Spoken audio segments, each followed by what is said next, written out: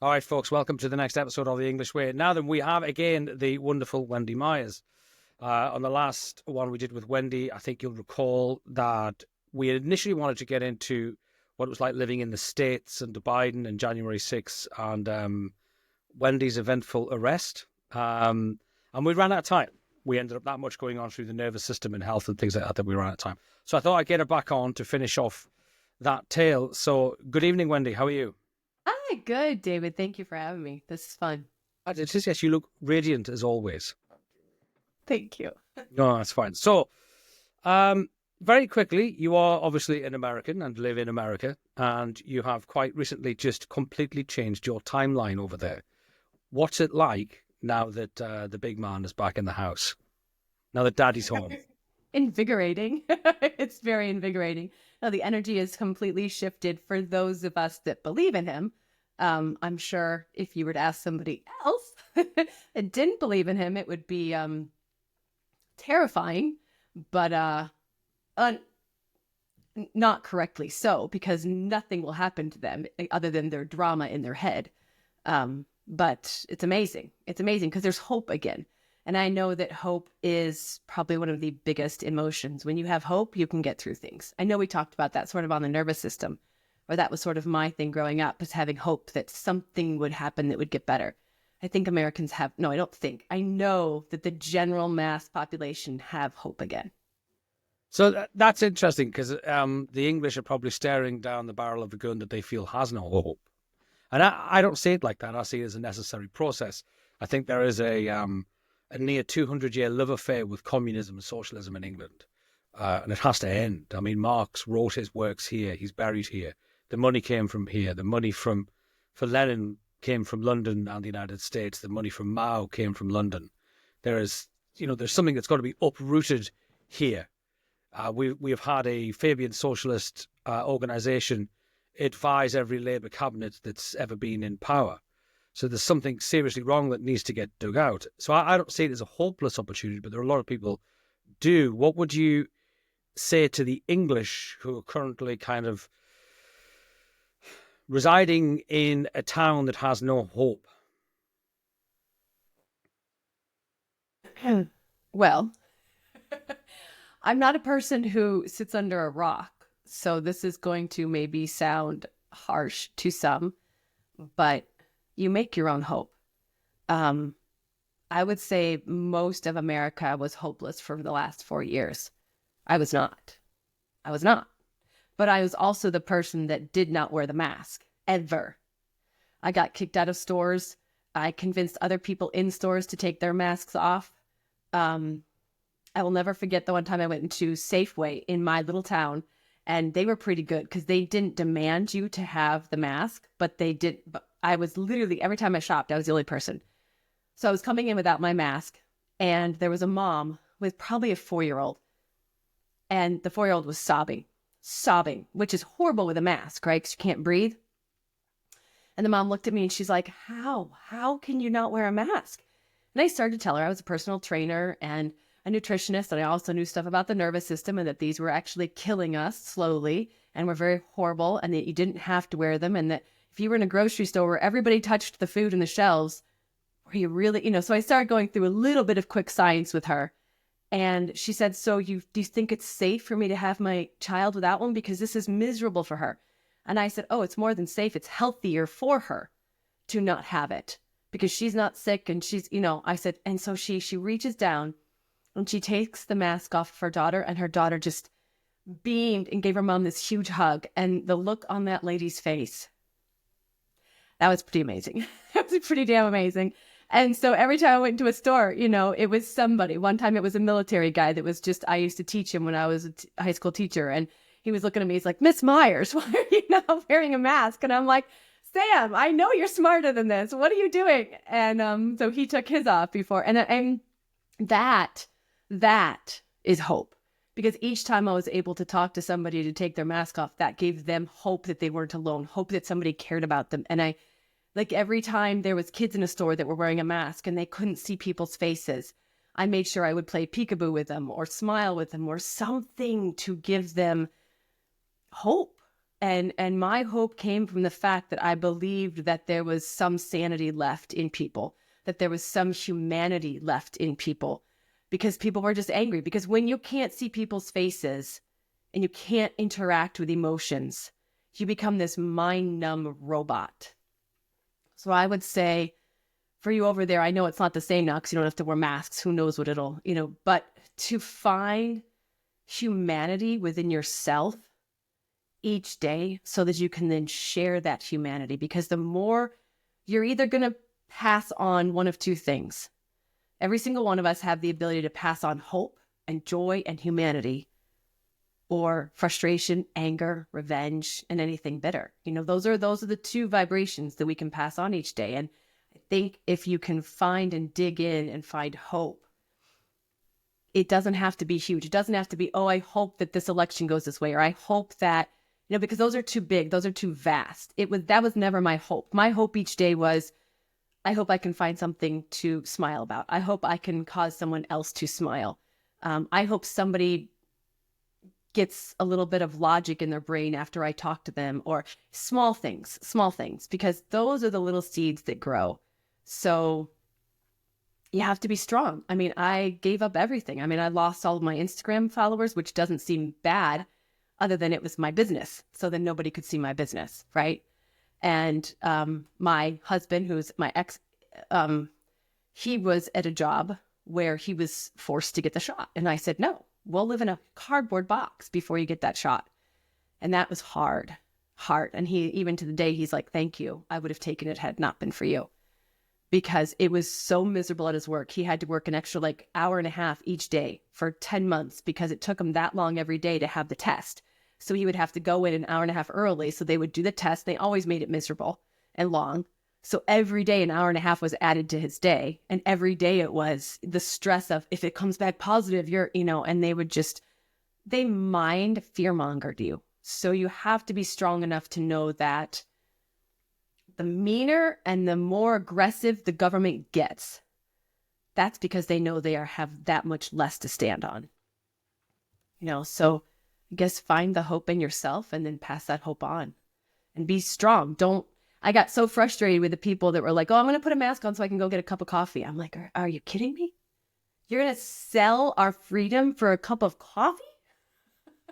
I'm not willing to sell it for my husband's job or my job. And you're going to sell it for a cup of coffee? And I think, to be honest, I think it did one of two things. And this is a way to find hope.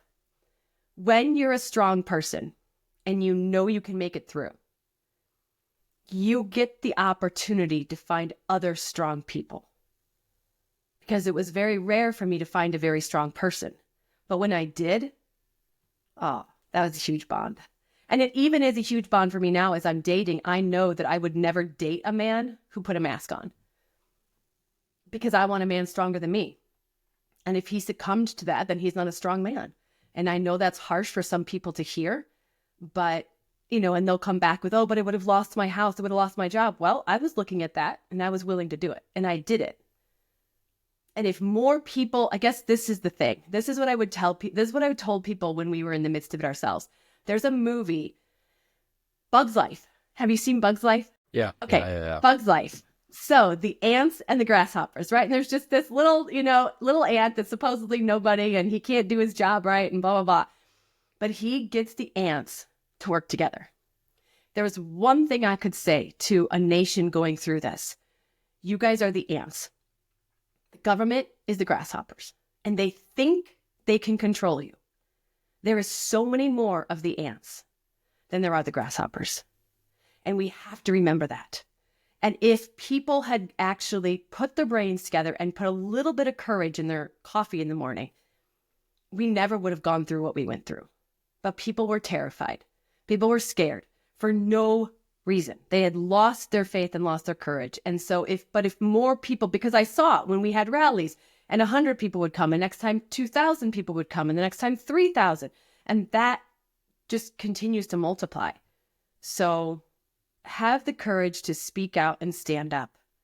It's going to go good in the long run. And the more ants that get together, faster you get this over with. No, I think that's excellent. And I think it's right. Like, I do think you sometimes just need a little bit more courage than what you think you need. And it's not huge. You don't need huge amounts of courage. Just, doing things like what you did takes a lot of courage, but it changes one person and then that changes another and another and another. And it has a ripple effect that goes out over. And I think the English are starting to kind of realize that they need to find some courage because things are moving very fast, moving faster than we'd like here. Um, and it brings us on to January 6th, because I think something like that might end up happening here before we get this government out, i.e. a mass marching on the Capitol. Now, I had friends on the ground at January 6th. I had friends who were just attending as friends. I had people who were reporting there, who I know. And I was watching it live streamed. So I've got them on the phone and they're a mile back or whatever. They're having a great time. Oh, it's wonderful. It's great. There's flags here. There's this. And I'm going, it's kicking off. What are you, like, are you mad? Like, it's going absolutely mental. Now, and this to illustrate a point, the amount of people who got involved in January 6th was so small compared to the people there was like 1 million people there. And there was like a few thousand people actually got involved at the disturbance at the Capitol.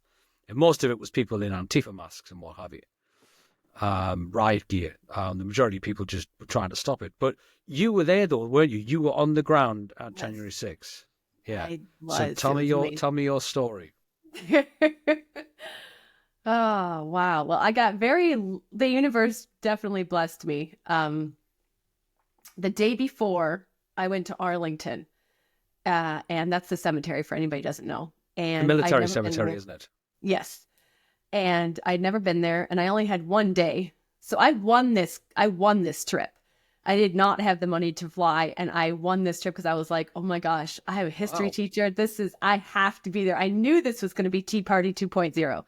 And I was like, I have got to be there. So my husband at the time, again, put me in touch with somebody else. And this kind of happened with the December 21st rally as I met a certain person that then had this, I don't know, raffle. And so I won this trip. So we got to be there a day before. So I went to Arlington and I'm not one to succumb to false, power. So I was carrying a flag, just a small, it's probably like, not so big. And it could it could roll down or shrink down and telescope down. So I could put it in my backpack. But I had not brought my backpack with me to Arlington because I didn't want to have to carry all that. So I'm just carrying my flag and I get to the gates and they're like, well, you can't bring that flag in. And I was like, what do you mean I can't bring my flag into Arlington? And they had some stupid rule. You couldn't take pictures, blah, blah, blah, have extra flags. I'm like, this is the flag that all of these men and women died for. Anyways, they had crap answers. And so they're like, if you want to go in, you're going to have to put your flag down. And I was like, well, down where? Because it's just this open area with grass and mud. And they're telling me to put my American flag on the ground in the mud. That didn't go over well with me. So I kind of made a stink about that. And a lot of people noticed. And one of them happened to be a ex-military special ops guy. And he's like, you know what? My truck's over there. Because I had walked from my hotel. So I had nowhere to put it. I couldn't go back to my car. I didn't have one. So he's like, I've got a car here. Let's go put it back there. He ended up being part of a group of people that was quite influential. And so after meeting me and we spent the day doing Arlington, he invited me to come meet them that night. So I met them and they were quite an interesting, amazing group of men. And they told me at the end that I could join them the next day. So I joined them the next day around the Washington Monument, which was a very interesting morning, to say the least. And for anybody watching that watched, I'm going to do quotes, because anybody who watched what the media showed, that's not what was happening at all. So it was a very interesting morning. It was amazing, though, in the sense that you could close your eyes. And I remember being able to pick out like 20 different languages. It was incredible to see that kind of a semblance for freedom, because that's what this country is founded on, is a melting pot of anybody who wants freedom, right? So the interesting thing is, again, how the universe really helped me out, because the group I came with, they wanted to go see Trump's speech. But I was like, I don't care about the speech. I'm here to stand on the Capitol ground. Like, that's why I came. So they all went off to see Trump's speech, and I went with these guys. Well, we were the first, that group was the first people kind of on the green. So while Trump's speech was still going on, we're already at the Capitol. So get to the Capitol, and some amazing things happened that you started to pinpoint and see, especially with a bunch of military guys kind of saying, watch this, watch what's going on there. And so I started to then pick up what was going on. And it was crazy how orchestrated this was. Crazy. Most people wouldn't see that, but the left side of everything always went first. What happened on the left side would then come across to the end of the right. And it always happened at the left first. So if you paid attention to what was going on far left, you knew what was coming to you.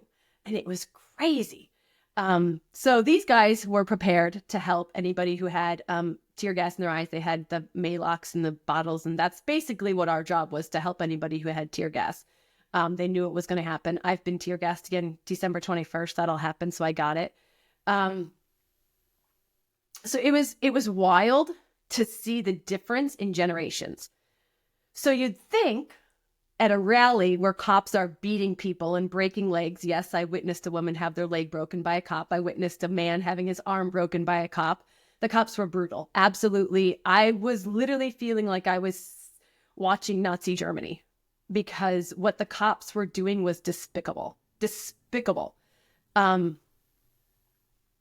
it was interesting because the people in front that were getting all the tear gas and just willing to have their arms and legs broken and get punched by the cops and this and that were mine and your generation and older.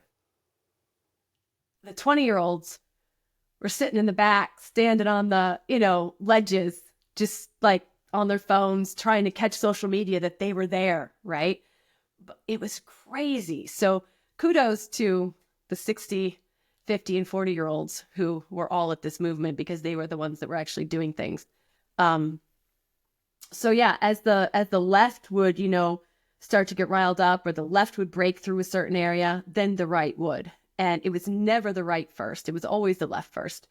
And that's when it started to just get weird. So I was about probably 300 yards from Ashley Babbitt. I was sitting up in the bleachers at that point and able to sort of watch what was going on when that cop got pulled through, and people were like, no, kill the cop. And it was crazy, because what I witnessed and had videos of, I then came home 2 days later, and all of my friends were like, Wendy, it was horrible. You guys were insurrectionists. You guys did this and you guys did that. I'm like, no, we didn't.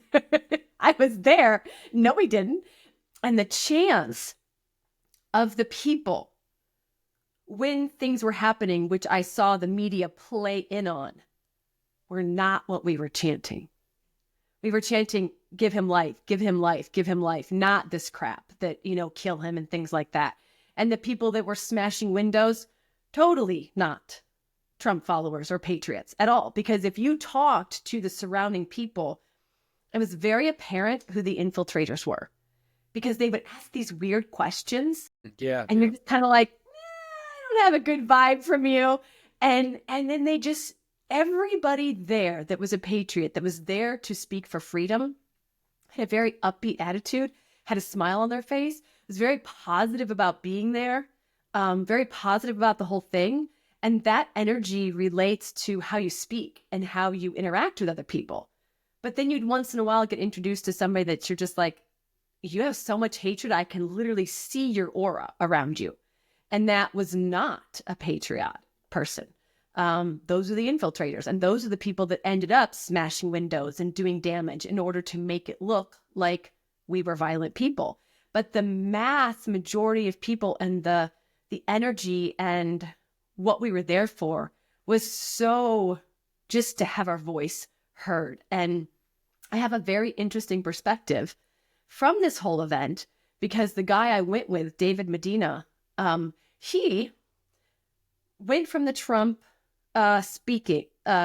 speech, and then because he was late, because the only people that got in the stadium were the people that were there on the green while the Trump speech was still going. Yeah, because Trump was late, wasn't he, with his speech? He was there. So people wanted to be there. But I was already, well, we'll get to that later.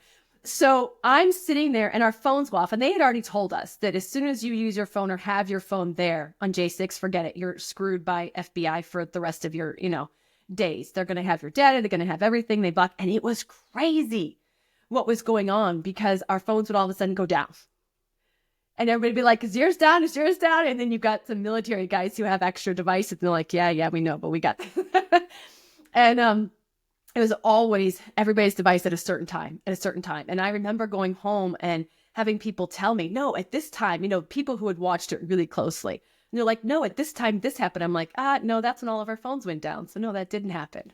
And anyway, so I'm talking to David that night when I got back to the hotel, and he's telling me a completely different story than I had in the back. Like we have military guys coming around with guns. We had tear gas. We had, I can't remember, what are the canisters that, I can't remember that gas, but a different gas at the end that was destructive like crazy. In fact, my eyes only see right now because of that military guy I was with, because about 30 seconds before they shot those in the air, he's like, do you have contacts in? And I was like, yeah. He goes, take them out now or your eyes will be burned. So thankfully he saved my eyes. But so after that, I get home to the hotel and I'm talking to David and he's like, that was crazy. I was in the Capitol. And I'm like, whoa. What are you talking about? I sat there for like 8 hours waiting to even get in the Capitol. It was like a fight. It was a battle. So that's what a lot of what you saw, the cops not letting him in. He's like, what are you talking about? I mean, this is crazy because neither of us had watched TV, right? Our phones weren't working, blah, blah, blah. We just gotten back. So we're just going off like we had two completely different experiences. And he's telling me, he's like, no, the cops literally told me to go in. They told me to go have a tour. I'm like, what are you talking about? It's completely different. Anyway, so like an hour later, we're sharing each other's stories. He actually made it onto the cover of People magazine because he was one of the people that like had been able to get they got a picture and used it against him. So yeah, he was telling me how the cops let them in and literally were showing them up staircases and telling them to go here and telling them to go there. And I'm like, this is messed up. And it didn't make sense until I got home and I'm listening to all this propaganda and I'm like, holy cow, they destroyed this. They took it totally out of context. They put things backwards that were supposed to be forwards. And David actually had his home ransacked by the FBI, scared his 13-year-old daughter. I got called by the FBI and in typical Wendy fashion, told them that they didn't need to be bothering with me. They needed to bother with their real job, call Portland, deal with the Antifa there. They're sort of quiet on the other line. So you make friends for life there, though. I mean, the friends that you meet there, these were people that then, because they were there, had their jobs, their small businesses destroyed. Mine having my Instagram and Facebook and all my social media destroyed was just, I was just one of thousands of people that had that happen to them. But then you come home and you spend the next 6 months trying to keep your friends' businesses alive because they're just being sabotaged. FBI, coming to your house at 2 a.m. Yeah, it was, if I could go back and do it again, would I? Yes. Everybody asks me that. But I'm like, so those people that still think it was an insurrection, I don't even need to talk to them. I already know that they're blind and that they aren't having an open mind because it wasn't an insurrection. It was the people putting their voice and saying, we are still here. This government is supposed to serve us. This government is not we the people are not supposed to serve you. You're supposed to serve us. And that's what we were there for. And I think what it did was give us, the people that were there, that actually went to the Capitol. For those there, you're right when you said at the beginning that so many people just stayed and listened to the speech. I can't tell you how many people I talked to later that said that speech was so great. That was so great. What a great day. And I'm like, did you even go to the Capitol? Oh, no. I thought the speech was great and I went home. I was like, wait, the whole point was to have our voice on that Capitol lawn. That was the entire point of it. Not to listen to some speech. So I found it so stupid that the media kept saying that Trump instigated what was happening on the lawn. I'm like, no, he didn't. We were all there way before we even listened to one word of his speech. Like, he had nothing to do with what we were up there for. And the damage done had nothing to do with patriots. The damage done had everything to do with the infiltrators. So it was an amazing thing to be there and see the truth. Because I know that if I had watched, I would have been like, yeah, that's not really what happened. Because I had gone to enough rallies and protests the year before to see how the media spun things and to see how the cops really acted. But it was fascinating to be there through it all at the front lines to watch what was really going on, and then have a friend who could tell me literally hours after all this how the front side was so much different than the back side. Yeah. And to be able to have all that information together was fascinating to me, because it just goes to show how little, like, the general public maybe knows 1% of the truth, and that's being generous.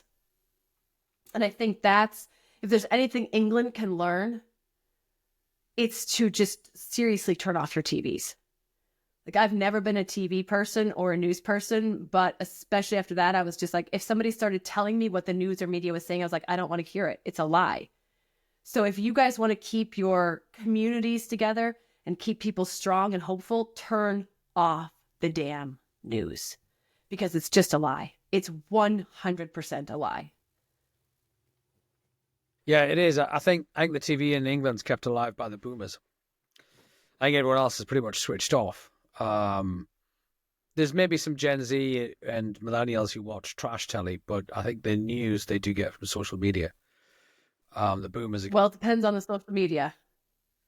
Does, but I think we're in a situation where we probably have a similar majority on the centre and the right to what Trump's just commanded in the US. But obviously we've just had an election and nobody bothered to vote because they're like, what's the point? Nothing ever changes. So we've been putting up with this uniparty for 50 years, you know. Well, 30 at least. So everyone just, the apathy's huge. Whoever cracks the voter apathy in England will get like a 70% or 50%, 60% landslide. So Interesting. The country's not, I mean, I come from what was, you know, in American terms, basically a Democrat heartland forever. They voted red, which up here is the Labour, who are the equivalent of the Democrats. They voted Labour since 1924 or something, every single time. Without question, didn't matter who the candidate is, they could stand a monkey and they'd vote for them. We just had worse than a monkey. Yeah, you did. Yeah, at least a monkey does tricks. So, but they, at the last election, they were going to vote for Nigel Farage, and Nigel said, don't, because we can't split the vote because Jeremy Corbyn, who's a Trotskyist, will win, and we can't have him in because he'll be a threat to national security. Go and vote for Boris Johnson. So they did. And it's called the Red Wall. You get to a certain part of the north, and everyone is Labour. Well, they all voted Conservative in the last election. And this year, they split the Conservative and Reform vote. But if we'd had one centre-right party, then the entire north of England would be Conservative. Always how it goes. I wish Conservatives would figure it out, that when you do that, you're losing. You're just admitting to losing the race because your votes are separate, are split.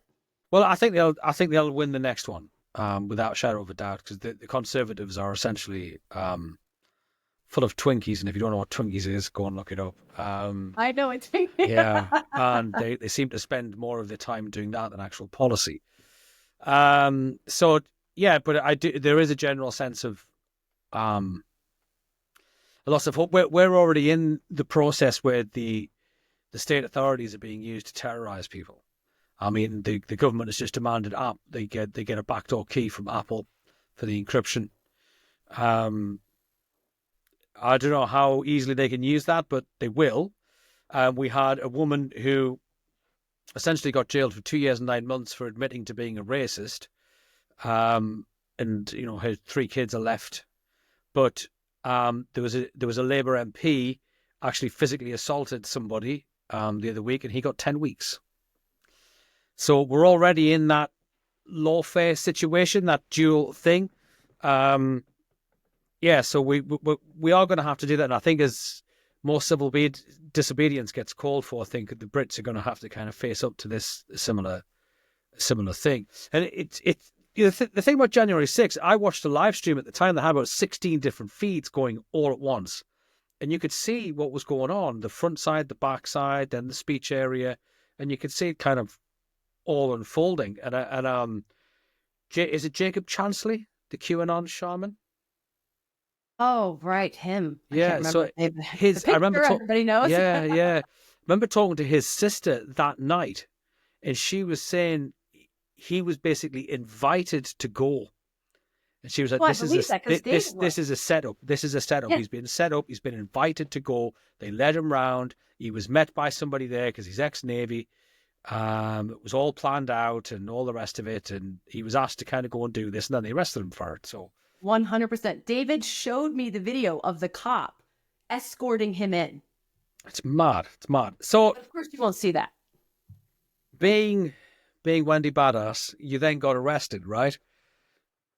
Well, funny enough, I got arrested later in May, but it was for my actions at a rally at the Salem Capitol of Oregon. So the capital of Oregon is Salem. So it was at December 21st at just a rally.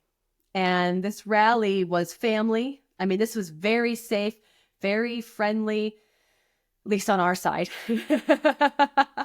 And it was amazing because it was everybody's spirits kind of coming together.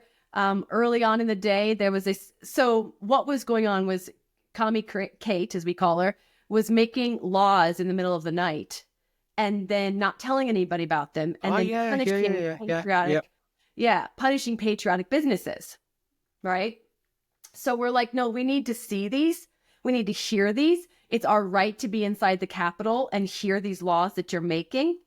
And she's like, no, you can't. So they put up all this demolition, acting like the Capitol was being worked on for 8 years. And so it was again, these rallies were amazing because you met so many people that were just a lot of military, a lot of families, just good people. And so it was a very friendly atmosphere. And we were just, you'd go between singing songs to just talking to chanting, let us in, let us in. It's, it's our building. As taxpayers, we were paying that. But of course, we were met. Our niceness was met by literally, this was my first. I had been to rallies all the summer, and it was interesting how the cops were acting, but this was the worst. This was when I watched a cop rubber bullet a woman literally like this close to her face, broke her cheekbone. A cop pepper sprayed, again, like a foot, a 12-year-old, just right in her eyes. I mean, and then another guy was an old guy with a cane, and the cop knocked his cane out, kicked his leg out, kicked his dog. I mean, and those are just 3 things that I saw. And then you talk to other people, and you're like, what is going on here? And these were the state troopers, not the Salem. These were the Portland troopers, and they were dressed in riot gear. Well, all of us have no weapons, no nothing, right? So it's still very positive. We had a flag that David had wanted me to place on top of a statue. So I climbed up the statue and put the flag up there. And that was just like, yeah, it's good, so really high energy, good energy. It's all positive, right? So then it got to the point where it was later in the day and people were just getting frustrated. And they're like, just let us in the building, right? It's our building. We're not going to do anything to it. Just let us in so we can see these laws. So I'm around the front of the building at this point, and I see an open window on the second floor. Go on. I know where this is going. Go on. And I'm so frustrated at that point. I'm like, this isn't hard. The window's there. The door is here. All I have to do is get in the window and open the door. This is not a problem, right? The misspent youth comes in handy, huh? Strong, I can totally do this. So yes, I climbed the building. It didn't seem ridiculous at the time. See, if this had been Victorian England, they'd have made you a chimney sweep. Second story, and put my foot down into the windowsill. And I met with 4 cops in riot gear with these things of mace like this. I'm just like, oh, okay. But, I was like, okay, but I'm up here. I have everybody's attention. So, you start talking. You're like, guys, we can find other ways in. So the cops decide to shove me out the second story window. And I'm sitting there going, I'm holding on to the window. Thankfully, I'm strong. So I'm holding on to the window. And I'm like, seriously? This is a second floor store. Like, I'm trying to reason with cops, right? Just complete idiots. And I'm like, this is a second floor story window. And there's people videoing you. Are you really going to be in charge of my death by shoving me out this window? And they just kept shoving. One guy especially, which I'll get back to him later when I get arrested. So he keeps shoving. And finally, David had led people over to like kind of help me down so that I didn't get shoved down. And yeah, went home. No big deal. That was like the most exciting thing that happened. But of course, you hear on the news the next day that we had destroyed things, that we had broken windows. I guarantee you, I stayed there till the end. There was nothing broken. Otherwise, we would have gotten in, right? And so that was all stuff that, again, people did after we left to make it look like we were being destructive. All you have to remember, all while Portland is literally burning from Antifa. Yeah. 180 days of Portland burning and cops doing nothing because they're worried about us, right? So that ends. Nothing happens. No big deal. Go to J6. That was amazing. Fly home, make new friends, and spend the next 6 months trying to help people keep their businesses from Commie Kate. And all of a sudden, May something, I think it was after Mother's Day or something, a cop car shows up in our driveway. And I'm like, oh, this is going to be interesting. And I'm thinking the whole time, J6, right? And so Jeremy's like, Wendy, don't say anything. You're fine. I'm like, I know I'm fine. What do you mean I'm totally fine. I had already had the call from the FBI. And I had already told them where they could shove it. So I was like, well, this is, I know my rights. Stay in my house. They can't do anything. So know your rights. That's a cute key for Englanders. So Jeremy lets them, onto the front porch, but we stay in our door. And of course, it's the cop that was shoving me out the window. So he's got his mask on, but he's such a cocky, ass that he's like, Miss Myers, do you remember me? And so I was just like, no, can't see your face. How am I supposed to remember you? And he goes and he demonstrates shoving me out the window. And I'm like, oh, yeah, you're the asshole, but okay, sure. Now I remember you. And he's like, you're under arrest. And I was like, for what? And so they start to, tell me what I'm under arrest for. And Jeremy at the time is just like, yeah, this is total bullshit, whatever. So they tried to arrest me and were like, no, you don't have a warrant. There's no way if I had, just so Englanders know, I don't know if your laws are the same, but if I had been out on the patio, they would have been able to have arrested me. But since I was behind my threshold, it's a different story. They would have had to have a warrant. Yeah, I think it's similar here. Yeah. Okay. So don't step outside. Over here, it's like, don't invite them in. That's the thing. Yeah. Okay. Unless they have a warrant. Yeah. Unless they have a warrant.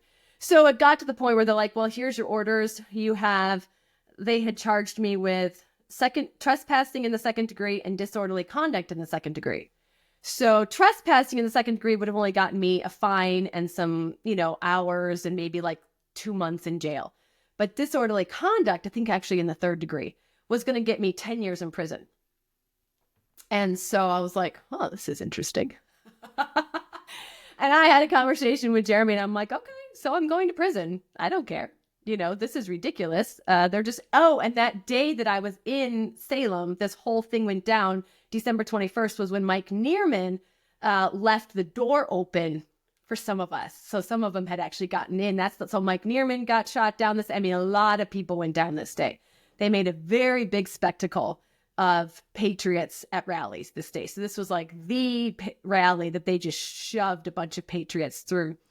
Yeah, to make, to say you're not going to stand in Oregon anymore.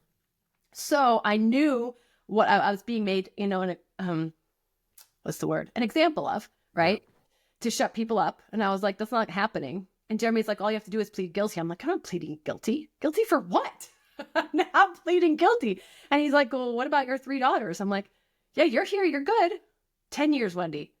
I'm like, oh, okay. I'll get out sooner than that. There's no way I'm pleading guilty. So, of course, you have to have a lawyer, which costs a fortune. And I was just like, well, I don't have a fortune. At that point, we had already done the whole thing of, the mask mandate and stuff. So my business had been shot. So, no idea. So thankfully, David and his group were like, okay, well, we can hire a lawyer and help you pay for it. So they hired a lawyer and helped me pay for it. And bottom line came to the fact that the cops all wore those cameras, and they didn't have any evidence for disorderly conduct, especially in the third degree. So that totally, the sad thing is, here's the sad thing, and this is why I don't like lawyers, because our countries wouldn't be as bad as they are if it weren't for lawyers.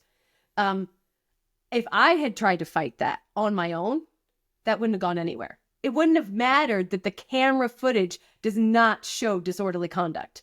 I had to hire a lawyer in order to make that footage viable to the court. Isn't that crazy? Yeah. So he was able to get that charge taken off.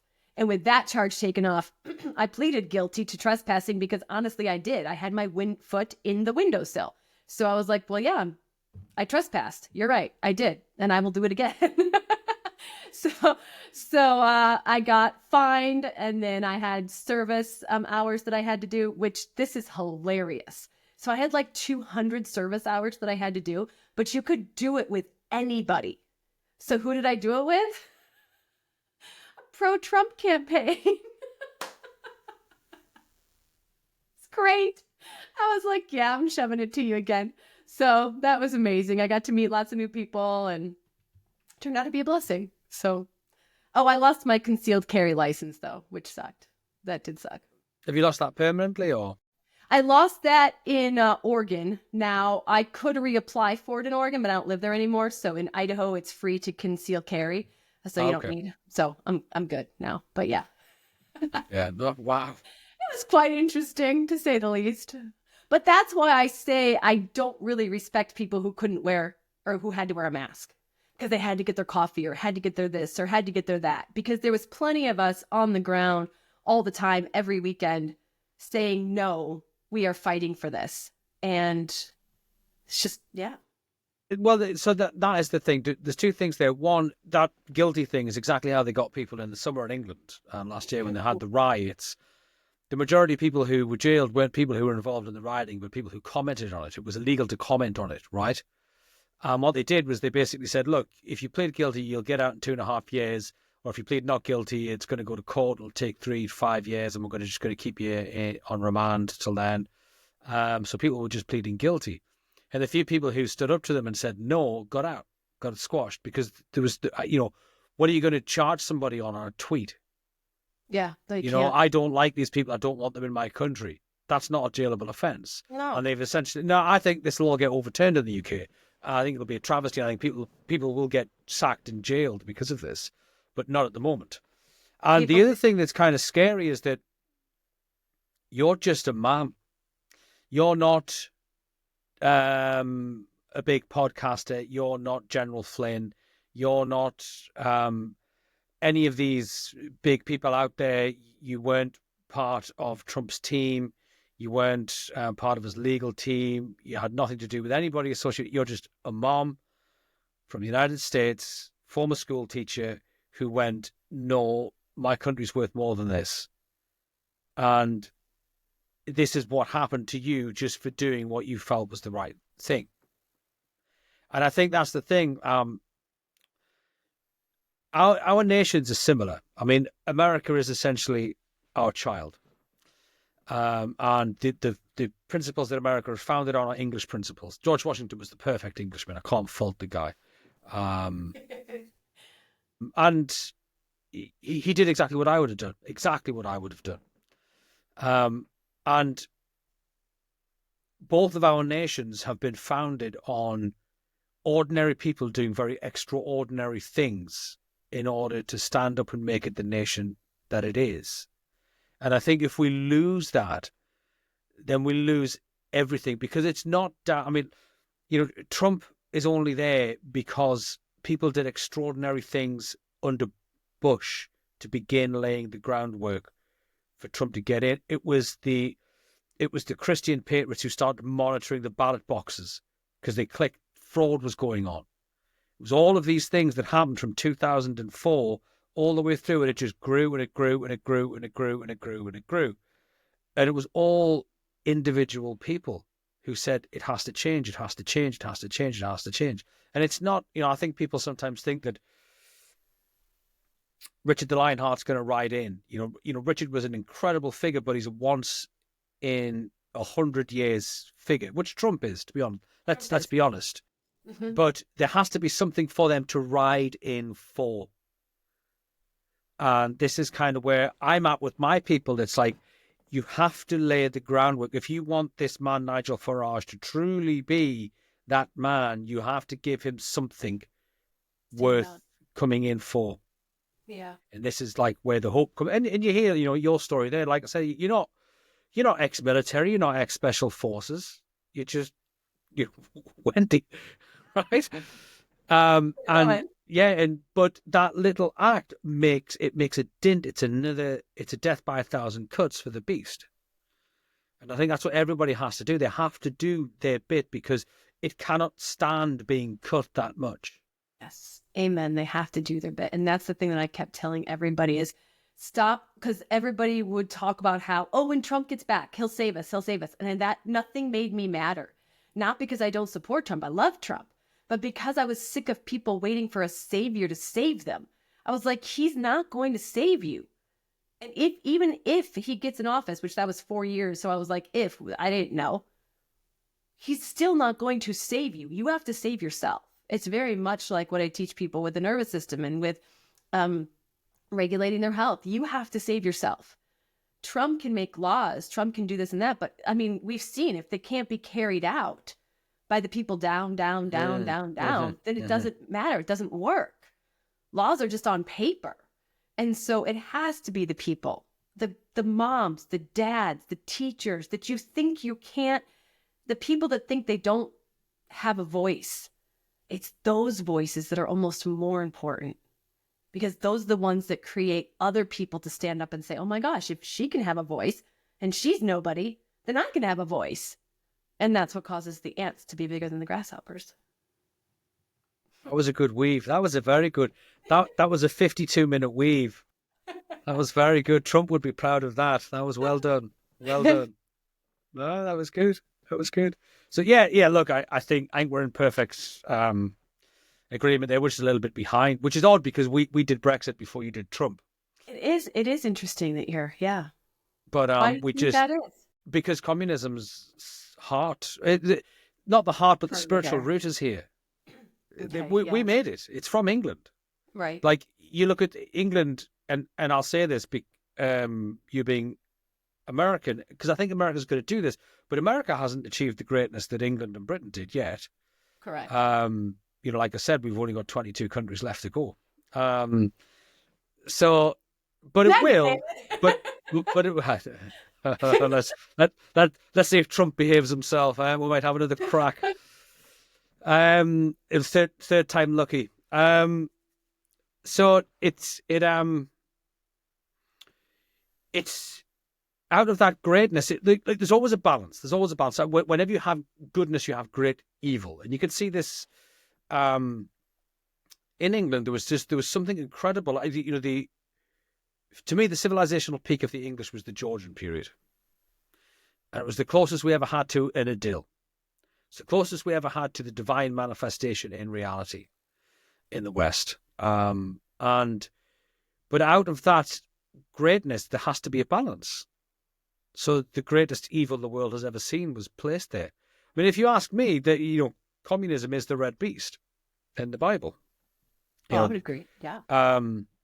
The CCP is the red beast. So there had to be a balance, and it came out of England. But as a result, it's deep. It's deep here. It's financially deep. It's institutionally deep. And not just the great march through the institutions from the 60s. It was there prior to that. We funded these revolutions knowingly. The British government in the 1960s funded Mao's slaughter of the Chinese. And he wanted a similar thing. He was quite open in talking about having a similar thing here. He funded the Chinese to such a degree he was paranoid the Russians were going to assassinate him because Russia and China fell out around about the same period. And that's So kind of what Elon Musk is showing all of us, is how Yeah. much our government has funded. Yes. So do Yeah. your people know? Does England know? Like, it's awaking so many up in America, right? Like, a lot of us knew it, but even not to the extent. Did the general population know it for you? No, most people don't. I mean, I'm different because I studied communism for 20 years. I have a former life trying to kind of expose the Chinese government and having my phones tapped and harassed by spies and all sorts of things like that. So, although those people I know are far worse than me, they don't realize how deep it goes in the United Kingdom. But England is probably one of the most infiltrated countries by the Chinese government in the world. So you need Elon Musk to come over to your country and... We do, but they probably arrest him at the moment. But England and Germany are probably the worst, I would say, by the Chinese government. But like I said, we funded communism, and we've always supported it. It's always been there in the background. There's been this love affair with socialism. It's romanticized here with all the great writers like Russell and Orwell, even though Orwell left that clique. Huxley was another, but the Fabian socialists have kind of romanticized communism, and they believe in communism by stealth, bit by bit over 100 years until the frog no longer recognizes that it's boiled. So that's why it's deeper and it's harder and it's slower, because I think the rot is worse, believe it or not. And part of that is just the fact that England is so much older. So you have older generations of people that have been teaching it for longer. We still have some patriots that their grandparents were teaching them. But yeah, it's crazy, the different generations and how the younger generations have zero patriotism. Yeah. Well, oddly enough, my son's generation, he's a very late Gen Z, and my daughters are incredibly patriotic, like ridiculously patriotic. My son knows all the words to Rule Britannia. He sort of he came in the other day and he found a song. Dad, you have to come listen. And it was a song of when some Cockney fella singing a song about when the British went and beat the Argentinians in the Falklands War. And this is the sort of thing. You? No, this is my son. No, but did it get the patriotism from you, or where did it come from? I don't know. We've just been clearing out the house, and we found a drawing from when he was about 4 years old of essentially a 17th century British naval vessel where all the flags were Union Jacks. So who the heck was he in his life before this? Yeah. Holy cow! Yeah. So all of his school friends, they're all like this. They all love the British Empire. But they're not being taught it, correct? No. I know. Because it's within you. It's natural. It's your natural thing. Yes. When that isn't subverted. So they're basically finding it on the internet. And they're seeking it out. And even the Indian kids in his school are like, no, the British Empire was fantastic. So, it is, yes. So we had family members who served in India with the British. So yeah, you can see that lot are going to, if they lower the voting age, then the Tories and the Labour Party will get wiped out completely. They're going to lower it to what? 16. Okay. If they lowered the voting age in America to 16, I'd be scared out of my mind, because those kids don't know how to do anything but scroll their phones. Well, the kids in the United Kingdom, they've got no future. They can't do anything. DEI is so rapid in England that they've had 10, 15 years of being pushed to the back of the queue, whether they're better or not. And they've had enough. The kids themselves have had enough because they've grown up with it. Like, this just isn't fair. No, it's not fair. We've only had it for like 8 years, and it sucked. Well, 12. I guess since Obama started. Yeah. So we started that in '97. You see, under Tony Blair, he ruined the country. Did that man? So yeah, the kids are just wired different, just completely wired differently. So it's all gonna be good. It's all gonna be good. It is. And the adversary, when you're young, can create such powerful, which is why Gen Xers are the way they are. Yes. Well, that's because we were neglected. Feral. neglected kids turn into. Yeah. Uncontrollable adults, I think. The government's worst nightmare. Exactly. Yes. Well, look, Wendy, I'm running out of time. It's been fantastic. I want to get you back on later in the year to finish off the health conversation. Because last time we talked about building, how to get yourself stabled, how to dig into the problems and get to the bottom. And I'd like to talk about how you then begin to rebuild. Yeah, that'd be I fun. think that's quite important. But it's been an absolute pleasure. I didn't know you were quite so crazy as you are. But it's a great story. Yeah, it's fun. I need to absorb all of that. That's quite a lot. But so don't mess with me. Yeah. yeah, or just don't mess with American patriots, basically. So yeah, but absolute pleasure, Wendy. Thank you very much. Thank you for having me. I appreciate it. It's fun. Thank you. Bye now. Have a wonderful evening for you. And you. Yes, thank you. Thank you.